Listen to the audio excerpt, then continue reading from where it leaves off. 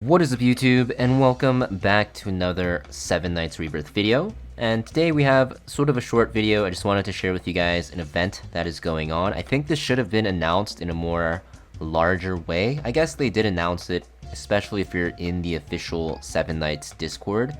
But this event is very important. You can see it is a voting event available to everyone in the public that participates, which is going to be for the next Raid Up Summon banner. So basically, there is going to be a event schedule. You can see that it is from the 3rd of December on Wednesday until the 7th of December on Sunday. So it's a very short period actually, and you're going to see that under the event details, you will be able to vote for one of these selected legendary heroes, and the winner of this vote, if you look here, will be selected for the Raid Up Summon after the maintenance on the 11th of December.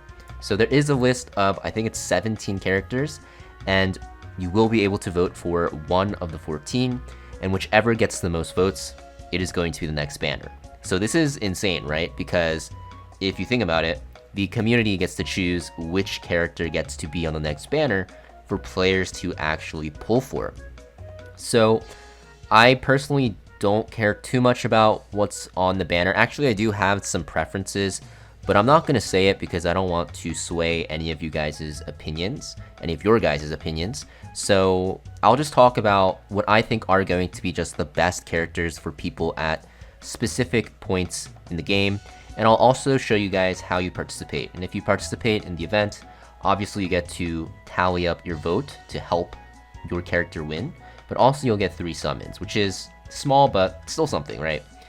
So out of the characters, I'll say the ones that are going to be extremely good are going to be ones that you want multiple dupes of.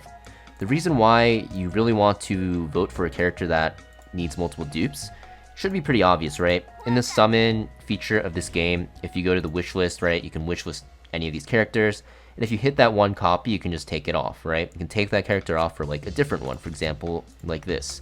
So that is why the characters that are really good at T0 and don't really need too many dupes, you don't really care if they get a banner because you can hit them off the wish list, and also you can very easily get one copy of them from the 7k chests. So the characters that really only need one dupe, I'll mention right now, especially if you're newer to the game. Of course, if you are trying to use them in PvP, then it's a little bit different, are going to be Elysia here, and also Kagura, which is pretty funny. These two characters are like 2 of the most broken characters in the game, and even though they are very good with dupes, especially Kagura, once you get her to T6, and even T2, she's amazing. If you are a low spender or free to play, like most people are, these two characters work extremely well at T0. I'd say if T6 is like 100% of their power, at T0 they're probably at like 80%. Elysia for sure is like probably at like even 90%. So these two characters I wouldn't recommend voting for if you guys are newer to the game or are low spenders or free to play. Even a lot of the whales don't have Elysia at T6, they have her at like T4 because she works so well at low dupes. Kagura even. Most of the whales have her at T6, but a lot of them still don't even have her there because she's so good. So what does that leave? Okay, so that's going to leave the PvE characters and also the PvP characters. If you're looking for a really good farmer, then Clawhan is like the only one that can really farm. I will say you probably don't want to vote for Clawhan though because there's so many good farmers, right? We just had Yanni's banner, you guys probably pulled for her. She works at T2, Kyle works at T0. Clawhan also works at T0, but you will eventually need to get him to T2 at the very least. So it's not anything special. He just works like another farmer. So, you know, even though he is technically the best farmer in terms of speed, I don't really think he's that important, but if you're looking for a good farmer, good to vote for. If you're looking for another PvE character, then Taka and Miho, very good for Castle Rush, right? And you do want them eventually at T6 because that is how you score very high. I will say though, Castle Rush, even though it is important, the rewards from Castle Rush aren't like the craziest thing in the world. So if I actually go to Castle Rush here, I'm starting to realize this video is going to end up being a little bit longer than I wanted, but I think it's very important to talk about this. You're going to see that, one, the top scoring people all have, you know, Miho, Taka at T6. But what I want to show you guys is like the reward difference if you score like, let's say like SS to S, which is 3 times the amount of points you need. It's not that big of a deal. you can see the chances for a specific 7 Knight is going to be 0.15. If you look at the, let's look at A to SS actually, you'll see that it's 0.1. So it's slightly higher, but it's still very low, so it's not like the biggest thing in the world. The gold difference is also not that huge, so Castle Rush, yes, it's important, but for the most part, you know, you don't really have to brick your account or actually like focus on Castle Rush for like a long time. So that's what I think about them. I will say though, those are like the only real PvE characters, right, that need a lot of dupes here.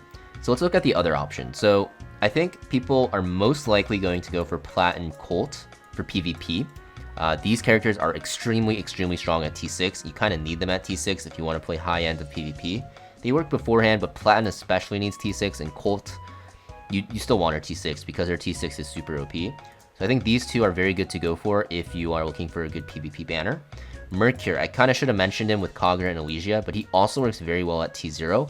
However, I will say for PvP, you need him at T6, especially for like the magic tank comp. So that's also an option. I think these three characters, Platin, Colt, and Mercure, good to go for banners for PvP because they do require T6. The other ones, you know, Rin also kind of needs T6, Karma requires T6, although he's only really used in tank comps. Kyriel also kind of wants T6 as well for that magic comp. O'Reilly kind of wants T6 for Guild Wars. Aquila, she's going to be pretty good at T0 for pushing Nightmare, but honestly, the death comp is good and Aquila is good for it, but not required anymore with Kyle. So really up to you if you want to, you know, vote for her.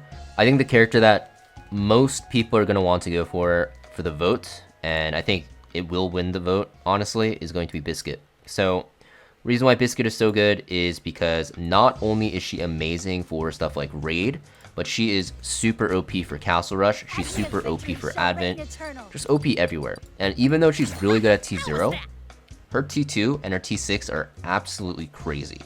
The reason why is because her T2, you just take 20% less damage in Raid, basically, so you're way tankier in Raid. This is very good for Raid. So if you find that you're struggling to push into Raid 11 and higher, most of the time if you just get your Biscuit to T2, it'll help you a lot because you're just way tankier. And then when you get to T6, yeah, she buffs 2 people with her equipment enhancement. Very good for Ox King to speed it up. Very good for Dragon if you're running a speed comp. For Hydra, doesn't matter too much. But for Castle Rush, this is God tier, right? Because you can just have 2 DPS. So, you know, those are the characters and, you know, basically the votes. I really think most people are just going to vote for Biscuit. But like I said, hopefully this helps you choose your vote. Kind of sounds like I'm talking about like an election or something like that.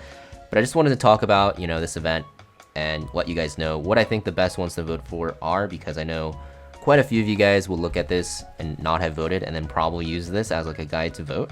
So let me know in the comments down below what you guys are voting for, and also try to persuade the other viewers into voting for what you are so that you can win the vote. So I literally almost forgot to show you guys how to do it, but the way you do it is in game. There's also a pop-up notice, but a lot of people just skip through it, right?